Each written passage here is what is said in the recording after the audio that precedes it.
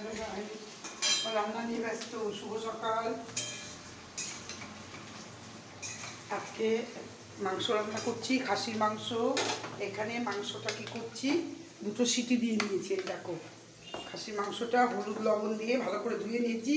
তারপরে হলুদ একটু লবণ দিয়ে এই প্রেসারে দুটো সিটি দিয়ে নিয়েছি। দেখো এইভাবে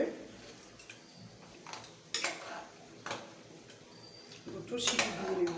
এই যে এখন হাতা করে তুলে নিচ্ছি মাংসটা, তাহলে সুসিদ্ধ হয়। আর এমনি কড়াইতে করলে সময়টা বেশি লাগে, এটা সময়টা খুব কম সময়ে হয়ে যায়।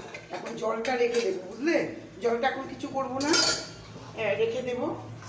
তারপরে এইদিকে দেখো, যে আলু আর পেঁয়াজ ভাজছি। কিছুটা পেঁয়াজ নিয়েছি ভাজতে, আর আলুটা ভেজে নিয়েছি। এখন টমেটোটা দিয়ে দেব। এই যে টমেটোটা দিয়ে দেব।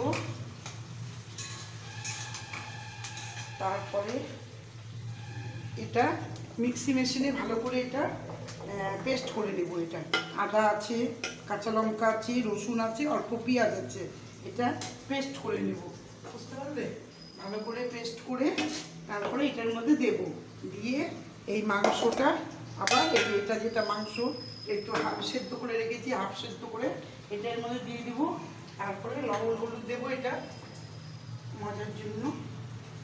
দেখো, মাংসে লবণ হলুদ দিচ্ছি, এর আগে কিন্তু একটু দিয়েছি, বুঝলে? দেখো, হলুদ লবণ দিয়ে দিলাম। আর এটা পেস্ট করব, পেস্ট করে এটা দিয়ে দেব। তারপরে মাংসটা দিয়ে কষিয়ে এই জলটা লাস্টে দিয়ে দেব। আর কিন্তু জল দেব না, একটু কষা কষা হবে। তারপরে নামানোর আগে একটু গরম মশলার গুঁড়ো দিয়ে দেব। ব্যাস, হয়ে গেল খাসির মাংস রান্না। টাটা।